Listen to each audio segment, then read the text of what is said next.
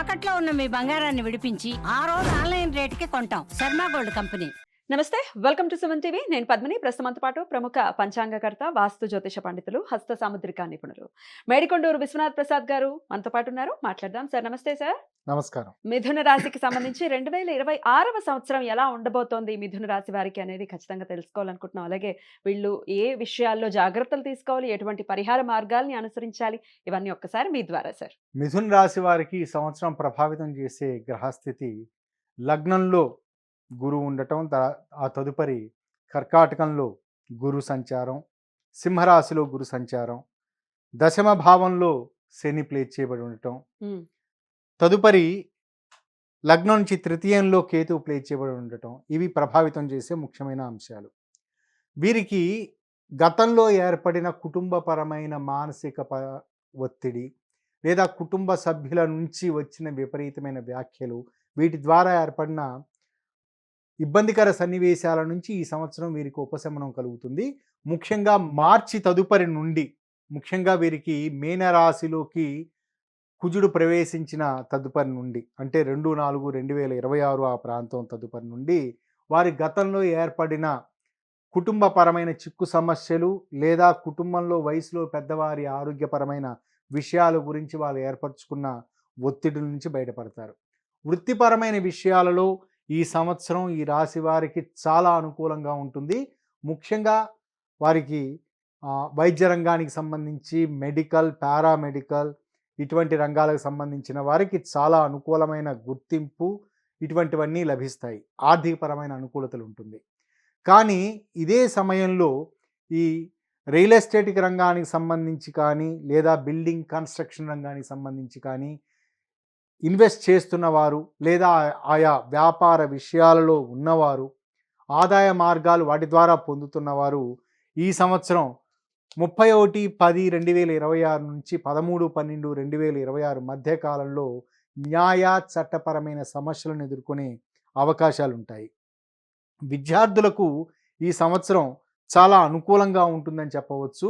కానీ కుటుంబంలో తమ సోదర వర్గం, అంటే తమ కంటే తక్కువ చిన్న వయసు ఉన్నవారి ఆరోగ్య విషయాదుల గురించి వీరు కొంత కాలయాపన జరిగే అవకాశాలు ఉంటాయి. వీటి కారణం చేత వీరు పోటీ పరీక్షల్లో పాల్గొనలేని పరిస్థితులు కావచ్చు, పోటీ పరీక్షల్లో ఏకాగ్రతా లోపాలు ఎదురయ్యే అవకాశాలు ఉంటాయి. కాబట్టి ముందు నుంచి జాగ్రత్తగా ప్రణాళికాబద్ధంగా వీరు వ్యవహరించటం మంచిది. ఆరోగ్యానికి సంబంధించి మటుకు ఈ రాశి వారికి స్పైనల్ కార్డ్కి సంబంధించి, అంటే మనకి ఇప్పుడు స్పాండిలైటిస్ సంబంధించి ఇటువంటి సమస్యలు, నిద్రలో మెడపట్టి వేయటం లాంటి సమస్యలు వీరికి ఏప్రిల్ 2026 నుంచి మే పూర్తిగా ఆ నెలలో మీనరాశిలో కుజ సంచారం జరుగుతున్నప్పుడు చోటు చేసుకునే అవకాశాలు ఉంటాయి. ఈ సమయంలోనే ముఖ్యంగా ఈ ఏప్రిల్ మే మాసాలలోనే వీరు ప్రయాణాలు చేసే సందర్భాల్లో పరిపూర్ణ జాగ్రత్తలు తీసుకోవటం అవసరం. ప్రేమ, స్నేహం వంటి విషయాలు ఈ సంవత్సరం ఈ రాశి వారికి చాలా అనుకూలమైన ఫలితాలను ఇస్తాయి. బహుశా వారు ఇష్టపడుతున్న వ్యక్తులు, వారి వైపు బంధువులు లేదా తల్లిదండ్రుల నుంచి వీరికి ఆమోదం లభించటం, ఆ తదుపరి తమ సొంత వ్యక్తుల నుండి కూడా వారికి ఆమోదం లభించడం కారణం చేత అది సఫలీకృతం అయ్యే అవకాశాలు ఉంటాయి. కానీ ఇక్కడ పెక్యులర్ విషయం ఏమిటంటే, వైవాహిక జీవితంలో ఈ రాశి వారు తీవ్ర ఒత్తిడికి లోనే అవకాశాలు ఉంటాయి. ముఖ్యంగా తమ స్వయం కృతాపరాధాల కారణం చేత భావోద్వేగాలను కంట్రోల్ చేసుకోలేని పరిస్థితి, ఆవేశకావేశాలు, వీటి కారణం చేత జీవిత భాగస్వామి నుండి వ్యతిరేకత ఎదురయ్యే అవకాశాలు ఉంటాయి. సంతానార్థులకు ఈ సంవత్సరం చాలా అనుకూలంగా ఉంటుందని చెప్పవచ్చు. బహుశా ఎంతో కాలంగా, అంటే వారి వయసు 36 సంవత్సరాలు దాటిన తదుపరి కూడా సంతానం లేని వారు, ఎంతో కాలంగా సంతానం గురించి ఎదురు చూస్తున్న వారు ఈ సంవత్సరం నూతన వైద్య విధానాలు ప్రారంభించుకోవటానికి లేదా న్యాచురల్గానే సంతానం కలగటానికి సరైన వైద్య సూచనలు తీసుకోవటానికి అనుకూలం. ఇవన్నీ సఫలీకృతం అవుతాయి. వారికి సంతానానికి సంబంధించి అనుకూలతలు ఉంటాయని ఖచ్చితంగా చెప్పవచ్చు.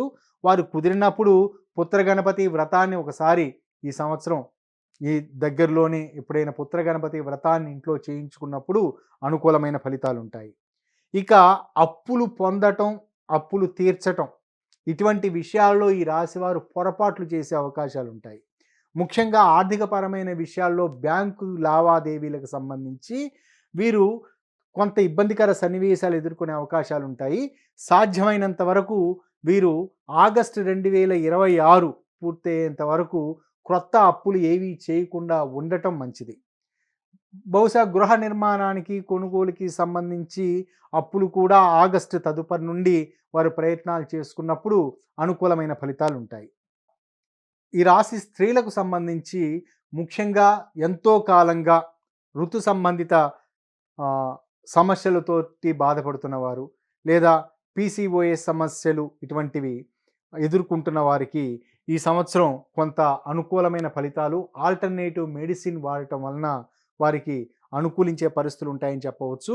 ముఖ్యంగా మే 2026 తదుపరి నుండి వృషభ రాశిలోకి, వృషభ రాశుల్లో కుజ సంచారం ఈ రాశి వారికి అనుకూలమైన ఫలితాలను ఇస్తాయి. ఇక విదేశీ ప్రయత్నాలకు సంబంధించి ఈ రాశి వారు ఎంతో జాగ్రత్తగా ఆలోచించి నిర్ణయాలు తీసుకోవటం మంచిది. ముఖ్యంగా విదేశాల్లో ఉన్న వ్యక్తులు, లేదా ఇక్కడి నుండి వారికి విదేశాలకి సలహాలు ఇచ్చిన వారు, సహాయపడేవారు ఈ రాశి వారిని కొంత తప్పుదారి పట్టించే అవకాశం ఉండవచ్చు.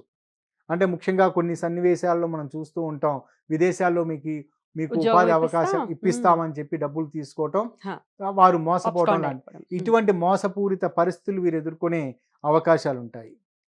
ఇక స్టాక్ మార్కెట్కి రంగానికి సంబంధించి, ఇన్వెస్ట్మెంట్లకు సంబంధించి ముందు వివరించినట్లుగా ఈ రాశి వారు స్వల్ప జాగ్రత్తలతోటి తమ స్వంత నిర్ణయాలకి ప్రాధాన్యత ఇవ్వటం వలన లాభాలను పొందే అవకాశాలు ఉంటాయి.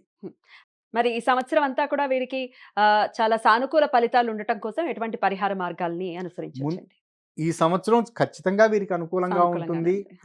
వీరి ప్రత్యేకంగా పరిహార మార్గాలు అంటే దగ్గరలోని ఏదైనా ఒక వైష్ణవ దేవాలయాన్ని సందర్శిస్తూ వెళ్ళటం అవసరం. ప్రత్యేకంగా వీరు ఎటువంటి శాంతి విధానాలు ఆచరించవలసిన అవసరం లేదు.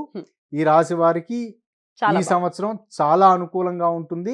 అంది వచ్చే ప్రతి అవకాశాన్ని సద్వినియోగపరచుకోవడానికి ప్రయత్నించడం మంచిది. రైట్ సార్, చాలా బ్యూటిఫుల్ గా ఎక్స్ప్లెయిన్ చేశారు. వీళ్ళకి కూడా ఒక ఆనందకరమైనటువంటి ఒక సంవత్సరంగానే మారబోతుంది 2026వ సంవత్సరం కాబట్టి అభినందనలు ముందుగానే. ఈ రాశి ఫలాలు అనే కాన్సెప్ట్ ని శాటిలైట్ లో అంటే టీవీ ఛానల్స్ లో మొదలుపెట్టింది మొట్టమొదటిగా మీరే. సో ఎట్లా స్టార్ట్ అయింది అది? 1997లో దూరదర్శన్లో నా క్లోజ్ ఫ్రెండ్ కేఎస్ ప్రసాద్ గారని, కేఎల్ఎస్ ప్రసాద్ గారు, వారి ప్రోద్బలంతో మల్లాది శైలజ సుమన్ గారు వారు సహకారంతో, వారు ప్రేరేపితంతో మొట్టమొదట ఉగాది రాశి ఫలితాలు వాటిని అక్కడ ప్రారంభించడం జరిగింది. ఆ తదుపరి సిటీ కేబుల్, ప్రస్తుతం బోల్డ్ అన్ని ఛానల్స్ ఉన్నాయి, అప్పుడు కేవలం సిటీ కేబుల్, ఈటీవీ, దాని తర్వాత జెమినీ టీవీ ఇవి మాత్రమే ఉండేవి. సిటీ కేబుల్లో గణేష్ బాబు గారు, దాని తర్వాత రాణి పద్మిని గారు, వీరి కమలాసన్ గారు, వీరందరి ఒత్తిడి మేరకు సహకారంతో అప్పుడు కూడా ఉగాది రాశి ఫలితాలు మొదలు పెట్టడం జరిగింది. ఆ తదుపరి శాన్ స్వరూప్ గారి సలహా మేరకు రాశి ఫలాలు అనే కార్యక్రమాన్ని, దినఫలాలు అనేది ప్రారంభించడం జరిగింది.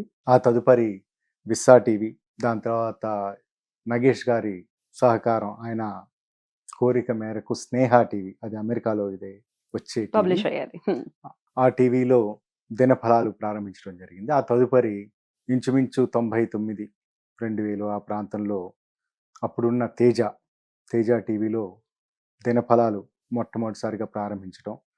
ఆ తదుపరి జెమినీ న్యూస్, ఈ విధంగా ఇంచుమించు 2017, 2018 వరకు అన్ని ఈ ఛానల్స్లో, ప్రధానంగా జెమినీలో ప్రతిరోజు రాశి ఫలితాల కార్యక్రమాన్ని చేయడం జరిగింది. చాలా యాక్యురేట్ గా మీరు రాశి ఫలాలు ఇచ్చారు అని అంటే యాక్యురసీకి చాలా దగ్గరగా, అంటే ఇది చెప్పారంటే గన్ షాట్ గా అది జరగటం అనేది జరుగుతుంది. ఎట్లా సాధ్యపడుతుంది? చాలా మంది కంప్లైంట్ చేస్తూ ఉంటారు కదా, చెప్పారండి మాకేం అవ్వలేదు అని, బట్ మీ ప్రెడిక్షన్స్ లో అది జరగదు ఎందువల్ల?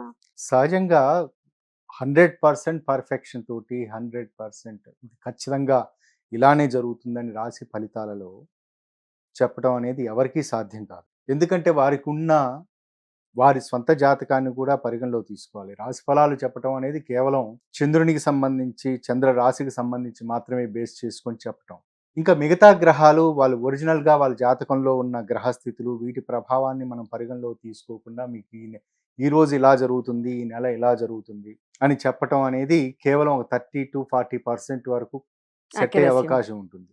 ఇందులో నేను తీసుకున్న పద్ధతి అలెన్ లియో గారు కానీ, హీరో వారికి సంబంధించి అంటే వెస్ట్రన్ అస్ట్రాలజర్స్లో, ఇండియన్ అస్ట్రాలజర్స్ దాంట్లో ఎకిరాల కృష్ణమాచారి గారు, వీరందరి గైడెన్స్ అనుకోవచ్చా? గైడెన్స్ అంటే వారి మ్మ్. పుస్తకాలు చదవటం, పుస్తకాల ద్వారా, పుస్తకాలు వారి పుస్తకాల ద్వారా ప్రేరేపితమై ఒక కొత్త కాన్సెప్ట్ చేసుకోవటం.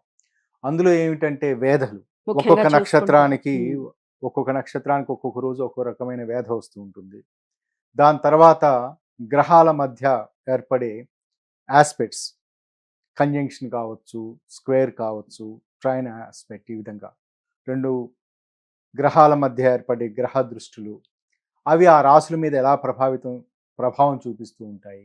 వీటన్నిటినీ పరిగణలోకి తీసుకొని చెప్పటం వలన, అంటే అంతవరకు వస్తున్న సాంప్రదాయ పద్ధతులతో పాటుగా ఈ వెస్ట్రన్ సిస్టంలో ఉండే ఇవి తీసుకొని చెప్పటం వలన, సో రెండింటిని మిళితం చేసి చెప్తారు. చేయటం వలన దాదాపు యాక్యురసీ, అంటే 100% యాక్యురసీగా చెప్పడం అనేది సాధ్యం కాదు.